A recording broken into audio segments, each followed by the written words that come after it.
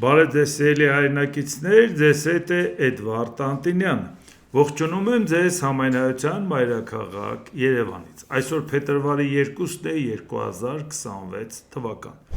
Մի քանի հարցեր ելնում ա, որ պարբերաբար տալիս եք, ինչ կարծիքի եմ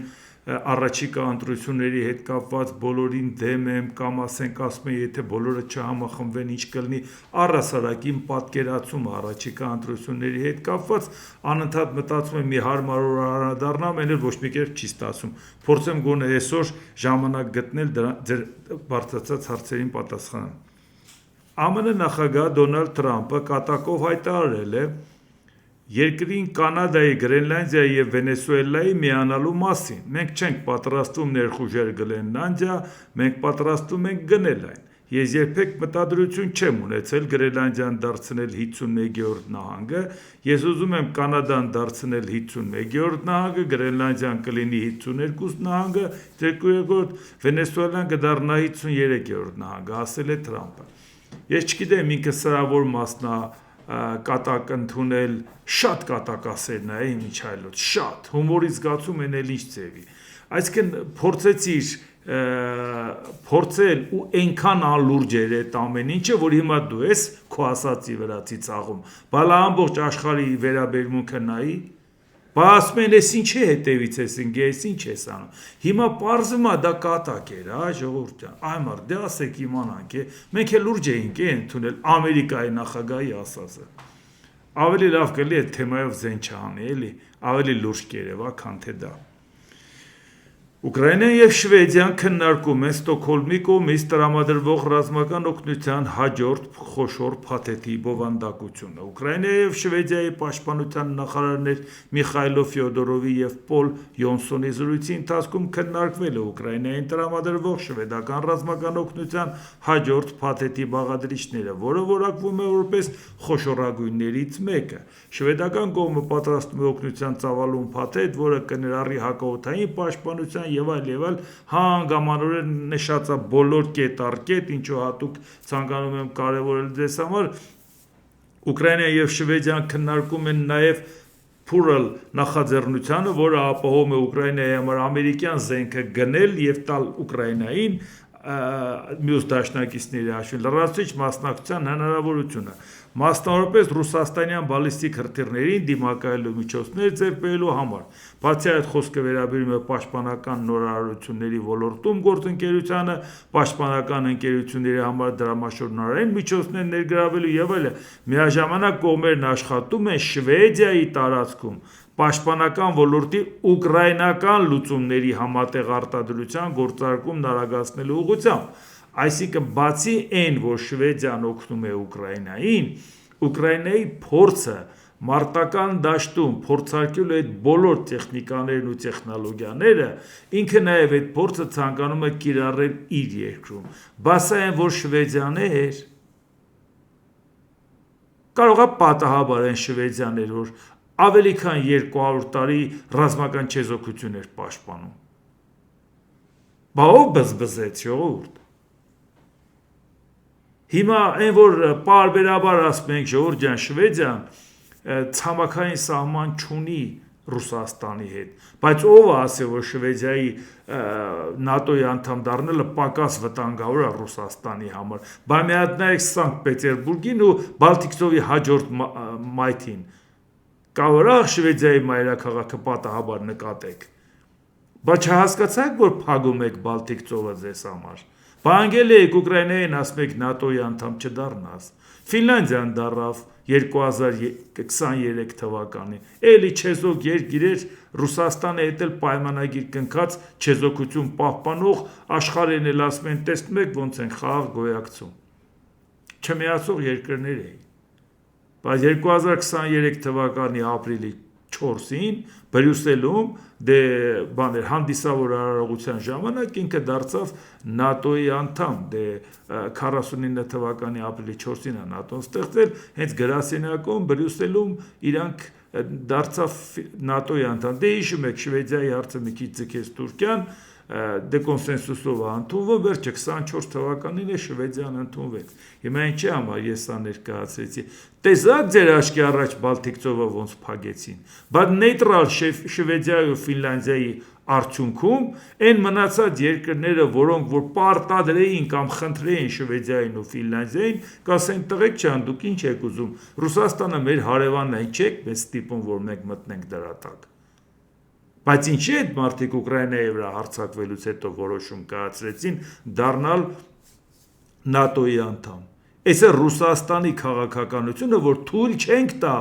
ՆԱՏՕ-ն մեզ մոտենա։ Թույլ չես տա ՆԱՏՕ-ն մոտենա 1100 կիլոմետրանոց Ֆինլանդիան ցամաքային սահման ունի, Շվեդիանը Բալտիկ ծովը փակեց քեզ համար։ Դրանով արդեն ամփոփվեց։ Էլ չեմ ասում, որ մնացած երկրների հետ էլ փաստաթուղթ ստորագրեցին, որ ընդհանրապես այդտեղ Ռուսաստանի ծպտունը դուրս չգա, ինչ վերային նավատոր։ Կարող է այն ժամանակ են բարի նատոյական Թուրքիային, որ բերեց մտցրեց Ադրբեջան, էդ էլ ՆԱՏՕ-ին չի բերե։ Չէ, դե ժողովուրդ, դե Թուրքիան ՆԱՏՕ-ի անդամ է, բայց դե հո Ռուսաստանի իմացած ՆԱՏՕ-ի անդամը չի։ Թուրքիան մտել է ՆԱՏՕ-ի անդամը դառը, որ Ռուսաստանից պաշտպանվի։ Այդ անդերը գոնե դուք պետք է իմանաք, բայց ինչ գործ ուներ 52 տվին մտներ։ Այս ուղղակի նրա համար, որ մեծ խոսում են, որ իրանք ռազմական գործողությունների վերջնանպատակին պետք է հասնեք, որ նպատակին պետք է հասնեք։ Ձեր գործողությունների մակարդակը սա չի։ Ռուսաստանի Դաշնության անվտանգության խորհրդի փոխնախագահ Դմիտրի Մեդվեդևը հայտարարել է. նախագահը չի կարող բացառել միջուկային կոճակը սեղմելու հնարավորությունը։ Յուրաքանչյուր ոք, ով համաձայնել է առաջադրվել եւ ընտրվել է միջուկային տերության նախագահ, չի կարող բացառել դա, հակառակ դեպքում նա պարտավոր է հրաժարական տալ, ասել է Մեդվեդևը։ Դե մի հատ էլ բացատրել է, որ այո, եթե նման հարց առաջանա Ռուսաստանը կհարվածի, ինչու համար է սա առաջանում։ 4 տարի է իրանք այս միջուկային սպառնալիքի բլեֆը հնչեցնում են։ Խորհրդային միության ժամանակ իհարկե մի քանի անգամ երրորդ համաշխարհային պատերազմը վախացրել են եւ որպես կանոն փափուկ ապրող երկրները, որոնք բոլորն էլ ուժեղ էին, բայց ասում են վայ, Ռուսաստանը որոշել է միջուկային ռումբով խփի։ Մի հատ պամպերս տակից էին հագնում, մի հատ պամպերս վրից ու վախեցած հետ էին քաշվում։ Հիմա նորից այս 4 տարի է բլեֆն անում է Ռուսաստանը խփելու է միջուկային զենքով, ասում են դե խփի, ով չխփի,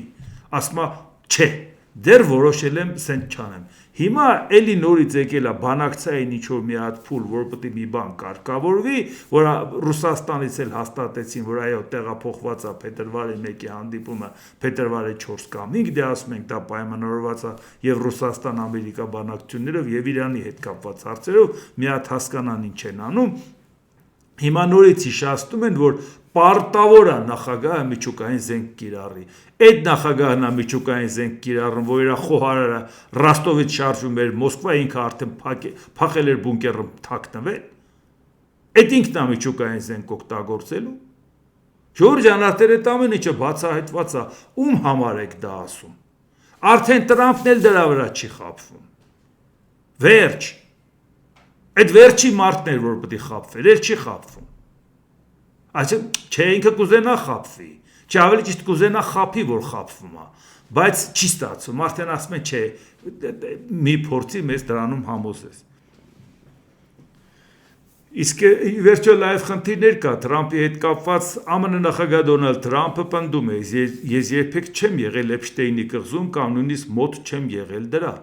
Այս հիմա սկանդալը, որ առաջացել է ֆինանսիստ միլիարդատեր Էփշտեյնի հետ կապված, որ այնտեղ իր կղզում գալիս էին, սեքս օրգաններ էին կազմակերպում, էս էին անում, այն էին անում եւ այլ, հիմա Տրամփը մշտապես այդտեղ հիշատակվում է եւ ինքը խնդիր ունի։ Հիմա բացել են այս փաստաթղթերը, վիդեոնյութերով, ամեն ինչով, տեսանյութերով տարածել են, հիմա Տրամփը փորձում է արտարանալ, բայց հարցը մենակ Տրամփի արտարանալը չի։ Այնտեղ նրանք տեսնում են ռուսական հետք, այնտեղ տեսնում են, որ Ռուսաստանից կանայք են բերել, իսկ դրանք միշտ էլ հատուկ ծառայությունների հետ համագործակցել են։ Այնտեղ նրանք տեսնում են ռուսական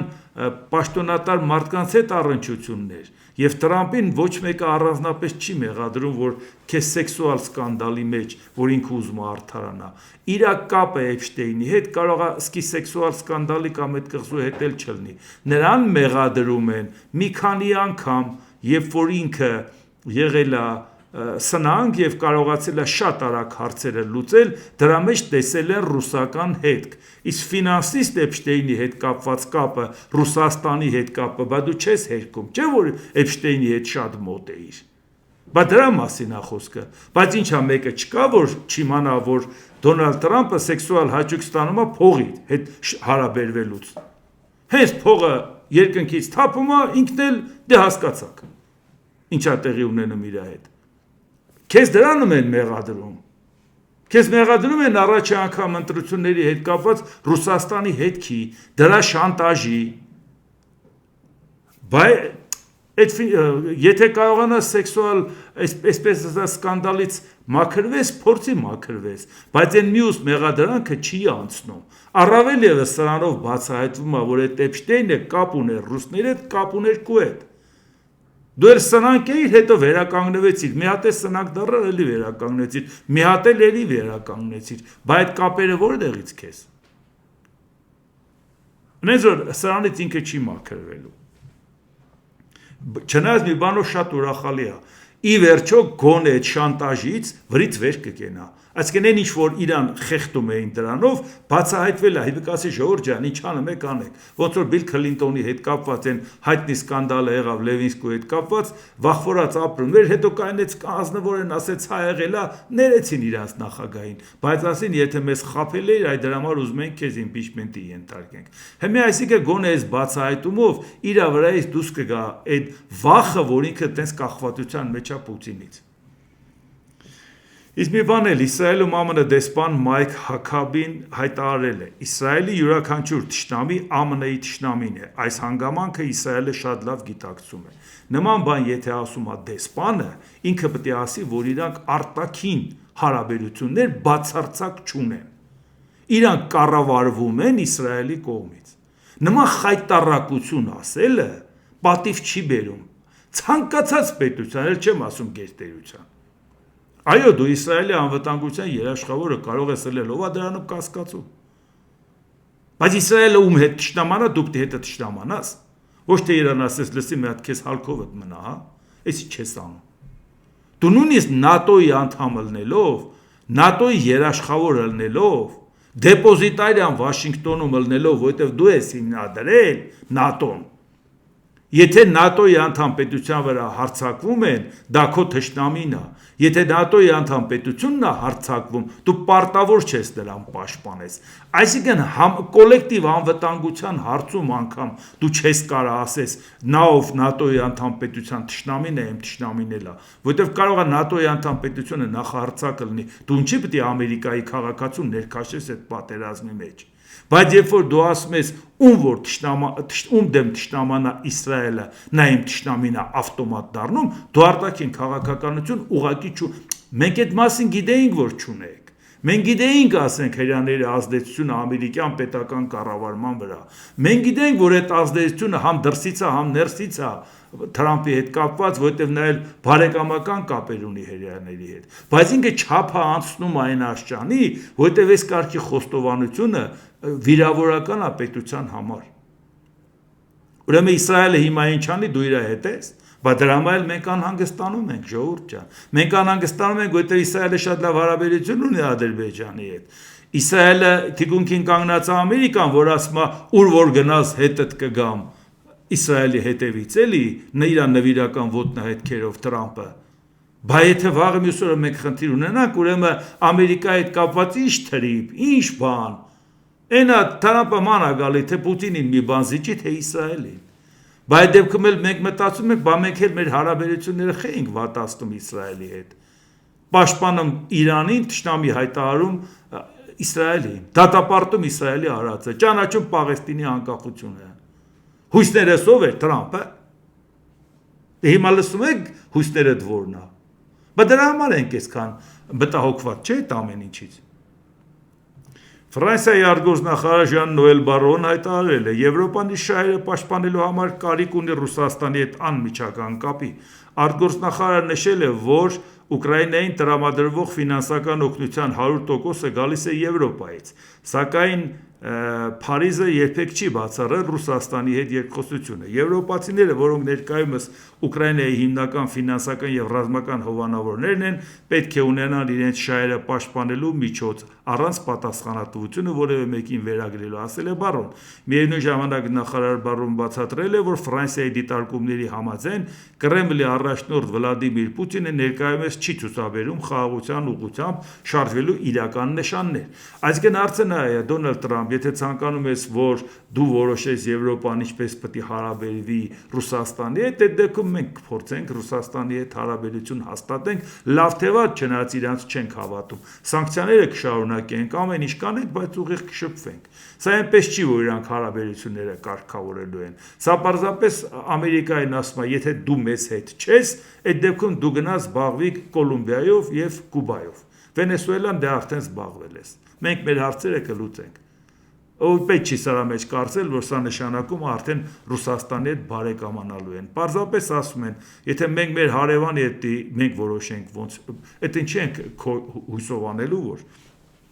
իսկ դրան անմիջապես Ռուսաստանի նախագահի մամուլի քարտուղար Դմիտրի Պեսկովը առողջ է որակել Ռուսաստանի եւ Եվրոպայի միջև երկխոսությանը վերադառնալու հնարավորությունը, եւ եթե հիմա ապա այսպիսի առողջ միտքը սկսում է վերադառնալ, ապա մենք դա կարող ենք միայն ողջունել, ասել է Պեսկովը, պատասխանելով այն հարցին, թե արդյոք Եվրոպան Մոսկվային դիմել է Ռուսաստանի եւ Ֆրանսիայի միջև ուղիղ կապի ուղի հաստատելու կոնկրետ առաջարկով։ Այսինքն իհարկե Ռուսաստանի շահերից է բխում, որ Եվրոպայի հետ ուժեղ աշխատի, իրանք էլ քանի կար ասում են մենք Եվրոպայի հետ գործ չունենք, խաղաղությունը կանենք Ամերիկայի հետ, հանկարծ Եվրոպան սեփ չխրի մեր արանքը մեր ու Ամերիկայի, ընդհանրապես երեք Լավրովի ասածն է ձեզ ներկայացնում, որ տենց այնքան են իրանք Ռուսաստանի հետ քիփացել, որ սեպի տեղ չեն թողել Եվրոպայի համար, այն էլ այսօր ասում ողջունում ենք,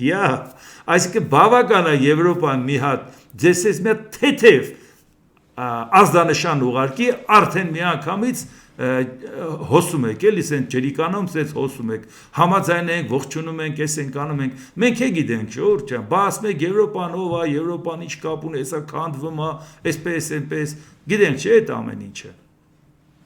Եվ իդեպ Եվրոպայի արտաքին քաղաքականության եւ անվտանգության հարցերով բարձր ներկայացուցիչ Կայա Կալասն ասել է, վերջին 100 տարում Ռուսաստանը հարձակվել է առնվազն 19 երկրի վրա։ Այս երկրներից ոչ մեկը երբեք չի հարձակվել Ռուսաստանի վրա։ Մենք պետք է Ռուսաստանից զիջումների հասնենք նրանց ռազմական բյուջեի բանակի կամ միջուկային զենքի սահմանափակման հարցում, ասել է Կալասը։ Իդեպ նայենք, որ եթե վերջին 100 տարում Գերմանիան հարձակվել է Ռուսաստանի վրա, Ռուսաստանը 80 տարուց ավել ամեն օր դա հիշացնում է։ Այն դեպքում ինքը չպետք է զարմանա, որ 19 երկրի հետ կապված էլ իրան հիշացնեն, որ քո նկատմամբ վստահություն չկա, քեզ չեն վստահում։ Առավել ևս այդ վստահությունը կորավ քո սլավոնական եղբայր Ուկրաինայի վրա հարձակվելու ժամանակ, որ դու էիր ասում իմ սլավոնական եղբայրն է, որ հարձակվեց, կռիվ սկսեց, պատմաբանները խորացան, ասին ընկեր դու որովա սլավոնն ես։ Իսկ Ռուսիան ու Ռասիան իրանք տարբեր բաներ են։ Կիևյան Ռուսիայի պատմությանը փայ մի մտիս աշիկաբար։ Դու ինչ կապ ունես դրա հետ։ Գնա քո թաթարական հիմքերը մանարի գտի։ Գնա մի հատ նայ քո Ալեքսանդր Նեսկու գլխարկի վրա ինչի է գրած արաբերեն։ Գնա մի հատ էս նայ, գնա Իվան Այեղդ նայ, դրին ջրերես հանեցին։ Բայց համ ուզում եք Ուկրաինան կուլ տալով այդ ամբողջ պատմությունը վերցնեք ձեր վրա։ Հիմա միանգամից բացատրեցիք աշխարհին, որ դուք միջև վերջերս թաթարների սերունդ էիք։ Բաս մենք այմարդ Եվրոպայի դռները բացվել է ձեր առաջ, այն խեղճ Պետրոսը դուռը բացեց Բալտիկ ծովը Եվրոպայի առաջ, գնացիք դրիք փագեցիք։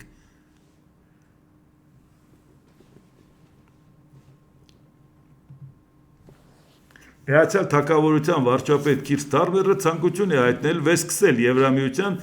Security Action for Europe Safe անվտանգության գործողություն Եվրոպայի համար պաշտպանական հիմնադրամին Մեծ Բրիտանիայի մասնակցության շուրջ ավելի վաղ ցախողված բանակցությունները։ Բանակցությունները անդամավճարի չափի հետ կապված էր, համաձայնության չեկան, Մեծ Բրիտանիան ասեց մենք համաձայն ենք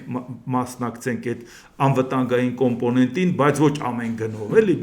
տանելի բան ասեք մասնակցենք։ Հիմա ասում են պատրաստ ենք մենք ինքներս մասնակցենք ու դա շատ ողջունելի է, որտեվ Մեծ Բրիտանիան չլինելով Եվրամիության անդամ, ինքը շատ ավելի սերտ է համագործակցում համաեվրոպական ծրագրին, դա մանավանդ իր կշիռը հաշվի առնելով շատ կարևոր է, որ իր մասնակցությունը շատ կարևոր է։ Ես անգամ իրոք անկեղծորեն կուզենամ, որ իրանք վերադառնան, ձևը գտնեն, վերադառնան Եվրամիություն, դա ինձ Եվրամիությունը միայն կշահի։ Իրանք ինչ դժվարությամբ կհաշտվեն այդ մտքի հետ, որ դուս են եկել հետո հետ գան, պետք է մի հատ շատ կարևոր առաքելություն լի, որ իրանց հետ բերի, մենակ իմ համոզելը հերիք չի էլի, բայց ձևը պետք է գտնեն, թե ամերիկան համոզի հետ եկեք, թե Եվրոպան ասի հիմա խնդիր ունենք եվրոպական անվտանգություն ստեղծենք, որտեղ Ամերիկան հետ է քաշվում, մի ձև պետք է գտնեն Մեծ Բրիտանիայի վերադառնալուն, բայց որ ինքը ամեն գնով սերտ աջակցում է ու իր վրա այդ բեռը վերցնում, շատ ողջունելի է։ Մենք պետք է ավելի ակտիվորեն ներգրավենք եւ անենք ավելին, ոչ միայն ԱՄՆ նախագահ Թրամփն է կարծում, որ Եվրոպան պետք է անի ավելին, այդ կարծիքն են նաեւ այլ ղեկավարներ, ես նույնպես այդ կարծիքին եմ։ Ես իրոք կարծում եմ, որ ծախսերի հնարավորությունների եւ համագործակցության հարցերով մենք պետք է ավելին անենք միասին։ Ես հայտնել եմ իմ նկատառումները եւ դա նշանակում է, որ մենք պետք է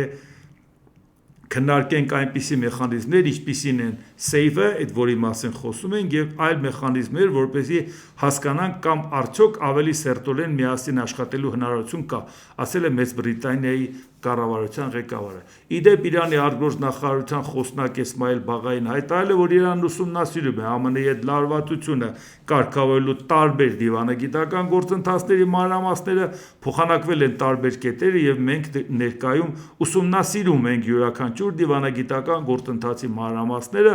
որոնք հուսով ենք արդյունքներ կբերեն առաջիկա օրերին։ Սա վերաբերում է բանակցությունների գործընթացին եւ շրջանակին, ասել է Բաղային։ Իդեպ նաեւ Մասուդ Փեզեշքյանը, Իրանի նախագահը նաեւ հանձնարարել է, որ զբաղվեք Ամերիկայի հետ աշխատեք բանակցությունների process-ի վրա, բայց հիմնականում միջուկային ուղղությամբ ուրան մշակելու հետ կապված ինչու են համաձայնության գալու, ոչ ավելին, բայց նաև մի խնդիր էլ կա, Ամերիկան շատ մեծ սենց նշաձող է սահմանել Իրանի հետ կապված, խփելու է մեզ եմ անելու, նավերը բերել է մեզ եմ անում, մեն եմ անում, Իրանն էլ ասել է կխփես պատասխանը կստանաս։ Երկուսն էլ, այսինքն բերել են մաքսիմում են հասցրել լարվածությունը, որպեսզի ոչ ոքի ելնի, պետք է Ամերիկան ասի, այդ տեսակ Իրանը պատրաստական է բանակցել, դրա համար չեմ խփում, Իրանն էլ ասի, բա ես ասեցի մենակ այս հարցով կբանակցեմ, մյուս հարցերով չեմ բանակցի։ Այսինքն ոչ ոքի համար պետք է երկուսն էլ իրանց հաղթանակած ցույց տան, դա միայն մեր շահերից է բխում, թող իրանք իրար չհարվածեն, թե ինչ ձևակերպում կանեն արտաքին աշխարհի համար։ Մենք հո գիտենք, որ այս պահին ամենայն դեպս Ամերիկայի Միացյալ Նահանգները, չնայած նախորդ անգամ էլ սկսեց բանակցություններ եւ հանկարծակիի բերեց հարվածեց, բայց հիմա դրան էլ է Իրանը պատրաստվում, եթե բանակցեց հանկարծակիի բերեց պատասխան հարվածացնեն, այդ իսկ պատճառով եթե իրանք կկարողանան երկուսն էլ իրանց հաղթանակած զգան եւ գնան բանակցային process մտնեն, դա առաջին հերթին բխում է մեր շահերից, որովհետեւ մեզ հայտ պետք չէր, որ այդ կարգի կոնֆլիկտ հասունանար։ Իդեպ օրեր առաջ մի հարց էլ որ կար, շատերը սկսեցին քննարկել Ռուսաստանի արտգործնախարարության պաշտոնական ներկայացուցիչ Մարիա Զախարովան, որ ասում էր ինչ վերաբերում է Թրիփի ճանապարհ նախագծին, ինչպես այն կոչվում է, մենք հաստատում ենք մեր պատրաստակամությունը ուսումնասիրելու մեր միանալու հնարավոր տարբերակները, այդ թվում հաշվի առնելով ռուսական երկաթուղիների եզակի փորձը։ Ինչի նույնից դարձած սրան, որ հիմա հեսա գալու է այս մի քանի օրը Ամերիկայի փոխնախագահը Ջեյ Վենսը, ամեն դեպքում տպավորություն է, սակայն նաև հավանաբար արժե ինչ ասում Զախարովան, արժե ուշադիր ուսումնասիրել այս նախաձեռնության իրականացման եւ շահագործման բոլոր մանրամասները, ինչպես մենք հաստատանում ենք, դրա մշակումը միայն սկզբնական փուլում է։ Այսինքն շատերն ուզում են ցույց տան, որ Ռուսաստանը ցանկանում է սրա մեջ մտնի, մենք չենք թողում մի կողմ քաշվեք եւ այլ, չէ, ժողովուրդ ջան, ինքը չի ասում մենք ուզում ենք մտնել, ասում է մենք ուսումնասիրում ենք, այսինքն իրանց դա առաջարկված է եւ առաջարկողը եղել է Նիկոլ Փաշինյանը։ Ձեզ մի կոտորեք անեք ավելին, քան Նիկոլ Փաշինյանը ինքը ասում ու անում է։ Այսինքն դուք ուշադրություն դարձրեք, որ այնուամենայնիվ Ռուսաստանի ներկայացվածության հարցը Նիկոլ Փաշինյանը օրակարգից չի հանի, եթե Նիկոլ Փաշինյանը չհանի, Տրամփը ընդհանրապես չի հանի։ Արդյունքում կստացվի ոչ թե Ռուսաստանը դուրս է գալի, այլ շատ ավելի երկարաժամկետ ծրագրով ներկայացված ալնում ստեղ։ Էլ չեմ ասում, որ երկաթգծի մյուս հատվածները Ադրբեջանին կպնող եւ Թուրքիային կպնող։ Այնպես որ J.D. Vance-ի գալուց առաջ, այս որ սենց ուզում են ասեն, որ Ռուսաստանն է ցանկանում, Ռուսաստանը պարզապես եթե ցանկանա կմասնակցի, որովհետեւ մեր իշխանությունները այդ գրաֆիկով են գնացողը։ Թող իզուր ցույց չտան, թե իբրտե իրանք Ռուսաստանին մերժեն են։ Լավ գիտեք, որ Փաշինյանը գնաց Պուտինին ասեց, եկեք Թուրքիայի Ադրբեջանի հետ կապող մնացած գծերը փողերը դրեք սարքեք, որ դուք կոնցեսիայի մեջ դա լինի։ Իդեպ շարունակությունը դրա հետ կապված նայեք Ադրբեջանի Միլի Մեջլիսի պատգամավոր Գուդրատ Հասանգուլիևը հայտարարել է, որ Բաքուն կարող է Երևանի հետ խաղաղության պայմանագիր կնքել մինչև Հայաստանում կայանալիք հաջորդ ընտրությունները, այսինքն մինչև հունիս, որպեսզի դա տեղի ունենա, Հայաստանը պետք է նոր սահմանադրության մեջ ամրագրի Ադրբեջանի նկատմամբ տարածքային պահանջների բացակայությունը։ Հասանգուլիևը նշել է, որ համաձայնագիրը նախաստորագրվել է անցյալ տարվա օգոստոսին եւ պետք է քննարկվի խորհրդարանում։ Պատգամավորը նաև առաջարկել է վերականգնել երկրների միջև երկաթուղային հաղորդակցություն, այդ թվում Սադարակ Երևան գիծը եւ ընդլայնել տրանսպորտային համագործակցություն Նախճիվանի զարգացումը արագացնելու համար։ Ինչի սա ներկայացրեցի, որովհետեւ այս պատգամավորը իշխող քաղաքական ուժի պատգամավոր չի, չնայած բանի անվտանգության գծով հանձնաժողովի փոխնախագահն է, բայց քանի որ այդ երկիրը չէ էլի, որտեղից պատգամավորը բան ասի առանց մտածելու, որ այդ գործերը պայմանագիր ստորագրելը խորհրդարանի գործը չի, գործադիրի գործն է, այսինքն նրան ասել են, որ սա շրջանառության մեջ գցի, որտեղ իր ասածը հակասության մեջ է։ Մենք մինչև հունիս պատրաստ ենք ստորագրել, որով օգնենք Փաշինյանին, որ ասի ես խաղաղություն եմ բերել, բայց Հայաստանը պետք է անպայման սահմանադրությունը փոխի։ Հայաստանը սահմանադրություն չի հասցնի փոխի մինչև հունիս։ Մաքսիմում Հայաստանը կարա սահմանադրության, որ խոստացել էր մինչև ընտրություն սահմանադրության նախագիծը պատրաստելի, իրանք տեսնեն, որ այդ նախագծի մեջ այլևս չկա նախաբանը։ Այդ են իրանք գլխի գցում, որ գոնե դա արա, այդքանը մեզ բավարար կլինի, մենք եկես կօգնենք, բայց հույսով, որ դու էլ այդ սահմանադրությունը կանցկացնես։ Սա ուղղակի հերթական անգամ փորձնական գցել են, էլի, որ այս հարցում էլ մենք կարանք օգնենք, իսկ եթե մենք ստորագրենք, Թուրքիայի հետ էլ ճանապարհը կբացվի մինչև ընտրություն, դա էլ քեզ կօգնի։ Այսինքն հասկացաք, սա ինչի համար է արվում։ Աբու Դաբիում փետրվարի 4-ին տեղի կունենա Շեյխ Զայեդ հիմնադրամի մարդկային եղբայրության համար 2026 թվականի մրցանակաբաշխությունը, սպասվում է, որ արարողության ներկա կլինեն Հայաստանի վարչապետ Նիկոլ Փաշինյանը եւ Ադրբեջանի նախագահ Իլհամ Ալիևը, այս մասին հայտնում են ադրբեջանական ԶԼՄ-ները։ Իդեպ չեմ հասկանում պատճառը որն է, եթե երկուսին էլ հրավիրել են, օրն էլ գիտեն, օրն էլ 2 օր հետո է։ Ամբողջ Հայաստանի համացանցը ադրբեջանական ԶԼՄ-ների հայտարարությունն էր, որից հետո նոր դիմել են Հայաստանի կառավարություն, Հայաստանի կառավարությունից հաստատել են այս լուրը։ Լավ ինչ իմաստ ունի ամբողջ մեր համացանցը ողողենք, 2 հոգով պետք է գնան, մեկը Հայաստանից, մեկը Ադրբեջանից, հասկացանք, երկուսը պետք է մասնակցեն։ Ինչի են մեր լրատվականները հղումանում Ադրբեջանը։ Հարցը ես ինչ չի, ես ասեմ, բայց իմաստ է էլի։ Բարդ է դուք ասեք, մի բան է ձեզանից իմանանք։ Հա, իդեպ առավոտելի հերթական ծուղրուղուն ներկայացվեց մեզ, թե մարդկանց քնից հանելու համար վարչապետ Նիկոլ Փաշինյանը Facebook-յան իր պաշտոնական էջում տեսանյութ էր հրապարակել, որտեղ հանրությանը ողջունում էր, ինչ էր ասում, բարելույս, լավ օր եւ սիրում եմ բոլորիդ։ Իհարկե լավ է, որ կոստյումով նստած գրադարանի դեմը, սենց լրիվ այդ ելույթ ունենում, այսինքն երևում է, որ տան մթնոլորտում դե կեցավայրի, տան ձևով կեցավայրն է, էլի հասկանալի է, որից ինքը պարբերաբար հանդես է գալիս, բայց կոստյումով եւ ցիլինդրով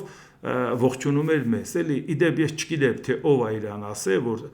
տան մեջ ցիլինդրով ինքը շատ ավելի լավ է նայվում, էլի, որովհետեւ համենայն դեպս վերարկուն կամ ցիլինդրը դա արտահակուստ է, վերնահակուստ է, որ մտարտում պետք է հանես, որ դու սեկարը պետք է հագնես։ Տան մեջին վերարկուով չեն ֆրֆռում, ոչ էլ ցիլինդրով։ Եթե գոնե տնից դուրս գալուս ելներ բուտքի մոտ էլի մի կերպ հասկանայինք, բայց նստած տեղը ժողովրդին ողջունում ես։ Քեզ մեկը կողքից չի ասել, որ տան տարածքում ցիլինդրով չեն նստում։ Գոնե մեկը չկա, եթե խոս ես խանձում, հասկացանք։ Գլխարկը դիր, որ հանկարծ մազերդ էլ խոզի խանձելու հետ, խոզի մազերը չխանձվի, այդ մենք հասկանում ենք, բայց մեկը չկա, ասի ինգեր ջան, մեծ հասարակ բան է էլի, հասարակ բան է, ինչ ասեմ։ Կարոտ ենք մնացել մի հատ նորմալ քայլի, իսկ այդ մարդիկ օրինակ են ծառայում, էլի, ասենք մտնեն էտիկետի ցանկացած գիրք նայեն, ձեզ այդ ամեն ինչը ցանկացած միջին տրամաչափի մասնագետը կբացատրի, էլի, սկսած վերելակում դնում են թե չէ, միջանցքում դնում են թե չէ, փակ տարածքներում դնում են թե չէ, սենյակում դնում են թե չէ, էլի։ Այդ ես չանեմ, էլի, բայց գոնե այդքանը աչքովս ընկավ։ Հա, մի քանի բան անդրադառնամ, մեկը ասում են բոլորին դեմ ինչ-որ շարժում կա, ես ոչ ճանաչում եմ իրանց, ոչ գիտեմ ինչ են անում, ինչ են գրանցում եւ այլ եւ այլ։ Բայց այն չի, որ եթե իրանք շարժում գրանցեն, ասեն բոլորին դեմ եմ, բացի իրանցից էլ ուրիշները չկան, որ նույն միտքը ասում են, բոլորին դեմ ենք, այս ընտրությունների մասնակցելի մաս չկա եւ այլ եւ այլ։ Ժորժ ջան, պետք է հասկանալ մի բան։ Իշխանությունը կապ չունի, մենակ էս իշխանությունը, առհասարակ իշխանությունը ունենում է որոշակի առավելություն մյուսների նկատմամբ, դա որն է, վարչական ռեսուրսը։ Նույնիսկ եթե վարչական ռեսուրսը չչարաշահես էլ, այնուամենայնիվ այդ վարչական ռեսուրսը աշխատում է քեզ համար։ Իսկ Նիկոլ Փաշինյանը չարաշահում է, մեկը բացատրեմ ինչով։ Այսինքն դա արդեն մեծ հնարավորություն է, որ գոնե մի 10-15% ինքը արդեն մյուսների համեմատ շատ ձայն ունի։ Բացի դրանից, իշխանությունը բյուջեի հետ կապված փողերի հարցում ներկայացնում է, որ այդ մենք արինք, այսինքն ժողովրդին ցույց է տալի, տես մենք ասֆալտեցինք, մենք դպրոցը սարքեցինք, բայց այդ մարդու փողը վերցրել ես, մի բան էլ արտաքին պարտք ես վերցրել, պարտն էլ դրել ես այդ մարդու վզին։ Դուք արդյունավետ տեսական քաղաքականության արդյունքում չես այդ փողերը ստեղծել։ Բայց մեկը այդ մարդուն ցույց ես տալիս, որ դու ես դա անում, չէ՞։ Էդ էլ է գումարվում իրան։ Ընդհանրապես ընդդիմախոսները այդքան մեծ լայն հնարավորություն չունեն հանրությանը երևալու, որովհետև ամբողջ մեդիա ռեսուրսը իշխանական ծառայում է, որ իշխանության արասները ներկայացնեն։ Իսկ այդ մյուսներին դրա ցույց չեն տալի։ Էս էլ իրանց կողմից։ Բացի դրանից գումարած Նիկոլ Փաշինյանի գլխին ու բոյին եւ մնացած մարմնի մասերին մեռնողներն էլ գումարած որոշակի տոկոս։ Դրան գումարած Նիկոլ Փաշինյանը ինչ արեց։ Վերցրեց բոլոր պաշտոնյաներին բարձր պարգևավճարներ տվեց եւ այլ, ինչի համար։ Նախ ինքը ասեց, որ նա կարա պաշտոն ունենա, ով որ ինձ հետ քայլել է կամ ես իրան ընտրել եմ, այսինքն իմ գաղափարների կիսող է։ Այսինքն թող ոչ մեկը չասի, ես պրոֆեսիոնալ եմ ու աշխատում եմ։ Պրոֆեսիոնալներ կան 20 տարուց ավել աշխատում են, նախարարներ են փոխվում, նախագահներ են փոխվում, ինչ կապ ունի։ Ինքը ամեն տարի իր որակավորումը բարձրացնում է, ծառայում է պետությանը, ոչ թե օրվա իշխանությանը։ Այսինքն դա կապիտալ է բոլորիս համար, բայց ինքը ասում է, չէ, հանկարծ չասեք, որ դուք պրոֆեսիոնալ եք ու դուք պետք եք։ Այդ ես եմ ձեզ բարձր պարգևավճար տալի, ոչ թե աշխատավարձ եմ բարձրացնում, այլ պարգևավճար եմ տալի։ Այսինքն հաջորդ ով էլ գա, ձեզ ասել է դուք Նիկոլին եք ծառայել, ոչ թե պետությանն եք ծառայել։ Եթե ես ասել եմ, չեք կարա դուք աշխատեք, եթե իմ ասածը չանեք։ Այսինքն ինքը բոլորին է առաջ քաշում անում։ Գնացեք պաշտպանեք ձեր տեղը, որպեսզի իշխանությունը պաշտպանեք։ Ձեզ տալիս են բարձր պարգևավճար, գնացեք ձեր ընտանիքի անդամները թող իմանան, որ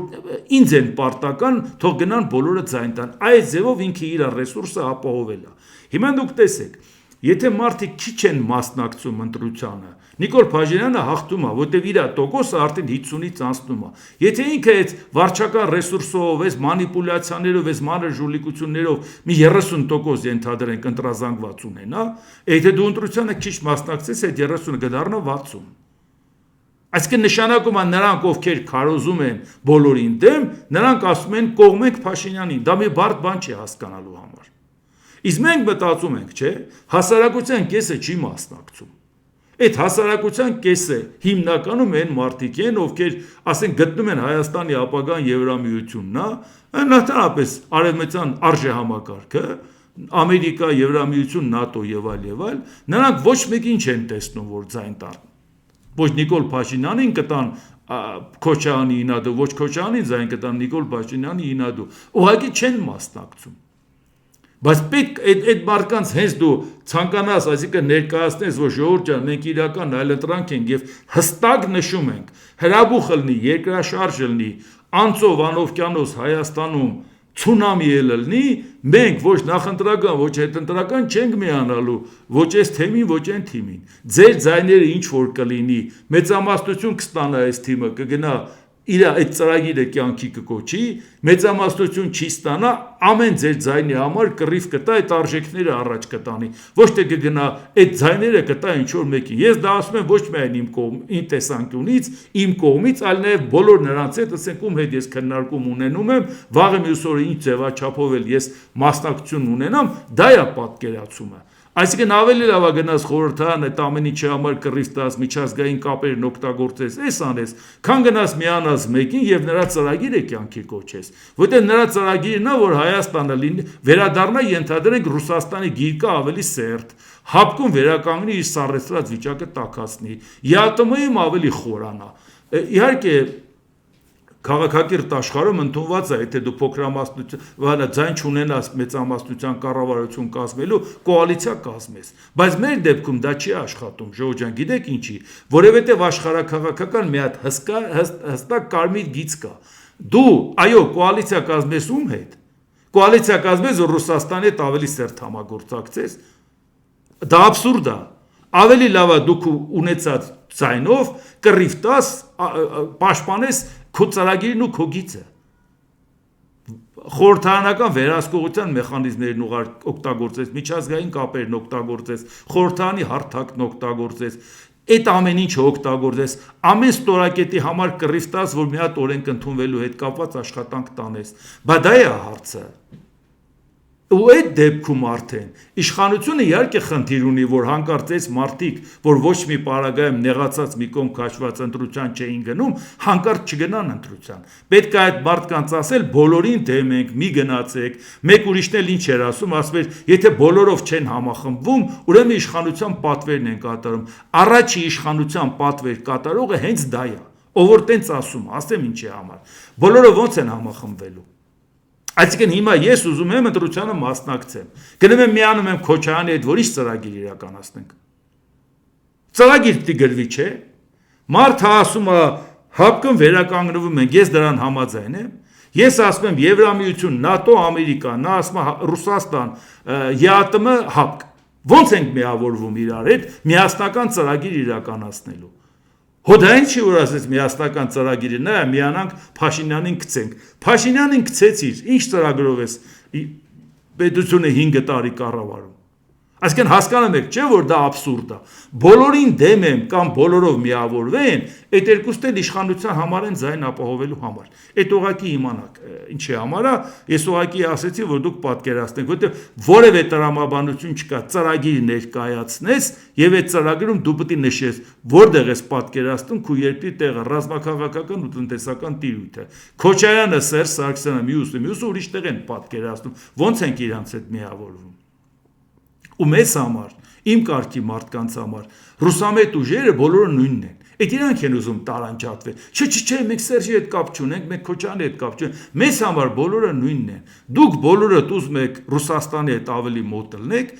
նոր ուժ կլնեք, հին ուժ կլնեք, իրար հետ լավ կլնեք, ստվերային պայմանավորվածություն կունենաք, դա չի հետաքրքրում։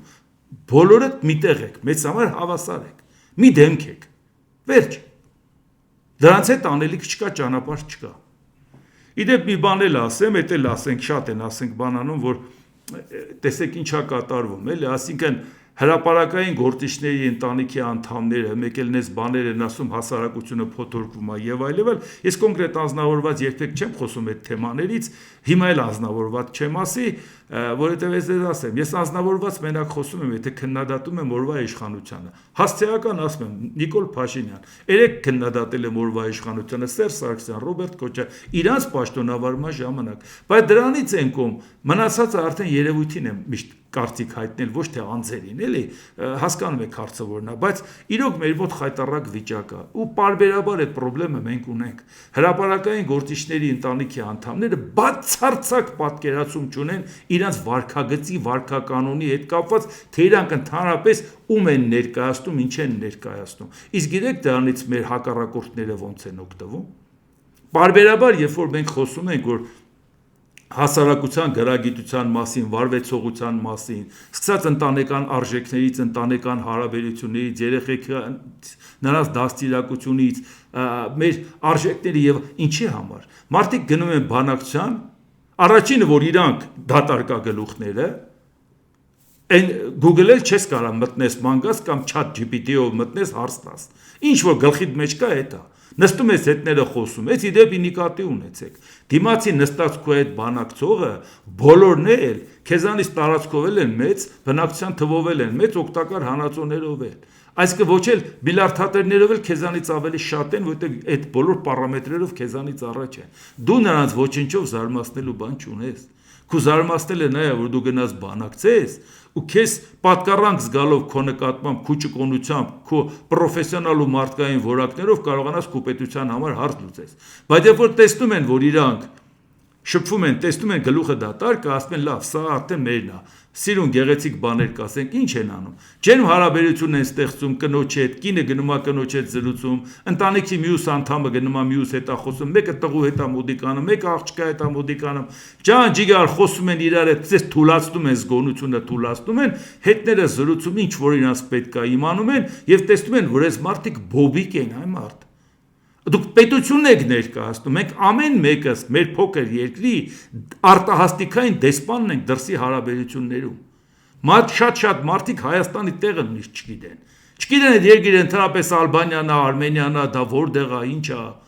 Ումով են ճանաչում։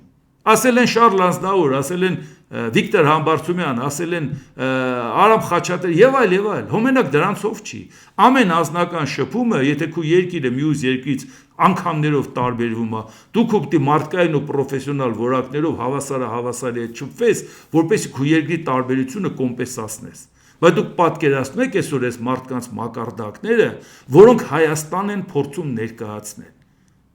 Այս է խնդիրը, սա հսկայական պրոբլեմ է, ու այդ մասին ես 20 տարուց ավել է խոսում եմ, կոնկրետ դեպքի մասին չեմ խոսում, ժողովուրդ ջան, տեր կանգնեք ձեզ, դուք պետություն եք ներկայացնում, դուք եթե գործները լավ ա եղել, ընդհանրապես չեք մտածել, քաղաքական մի հատ նախադասություն լսած ըլնեք, ընդհանրապես տեղյակ չեք, որ պաշտոնյան ով է, որ կառույցը ինչ ա կատար, դուք պատկերացնում եք, դուք գնաք բանակցության, ձեզ հետ շփվելու համար տասնյակ ժամեր ենք ծախսում, որ մի բանից խոսանք։ Քաղաքականությունն էլ պրոֆեսիոնալ զբաղվելու կարիք ունի, ոչ թե ձեռի հետ։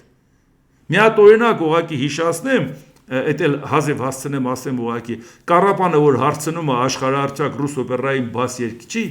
Ֆյոդոր Շալյապինի, ինչ եք աշխատում։ Դե ինքը ասենք բանում Մարինան թատրոնում էր մեներքիչ, մեծ թատրոնում, մետրոպոլիտեն օպերայում Նյու Յորքի, ասում է ինչ եք աշխատում Կարապանը, ասում է երգում եմ։ Ասում լավ էլի, երգելը ես էլ որ տրամադրությունս ընկածալում երգում եմ, ասում լուրջ ինչով է զբաղվում, ասում երգում եմ, չի ասում այդ տղա դով դարար, բայ ես Շալյապին եմ, աշխարհահռչակ, այ ֆայտոն չի եւ այլ, չէ, նա բան չունի բացատրելու, ուղղակի ասում եմ գործը երգելն է, ժողովուրդ ջան, բայց Կարապանը չի հասկանում, ոնց երգելը գործ է,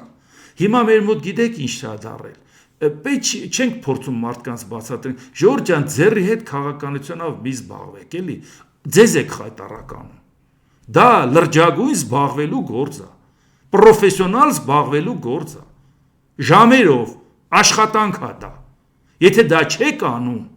ավելի լավ է քիչ խոսակ։ Դուք չունեք այդ բազան, այդ բագաժը, որ դուք գոնե 10 րոպե խոսակ ու խայտարակ չլնեք։ Առաջինը ձեր վրա աշխատեք։ Մանավանդ դեմը ընտրություններ է, դե պատկերացնում եք մեզ ինչ է սպասվում։ Դե ինչ, այսօր այսքանը, եթե հավանեցիք սեղմեք լայք կոճակը, բաժանորդագրվեք Էդվարդ Անտինյան YouTube-յան ալիքին, սեղմեք զանգակ կոճակը, գրեք մեկնաբանություններ, գրեք հարցեր, դիտեք եւ դատեք ինքներդ։ Շնորհակալություն։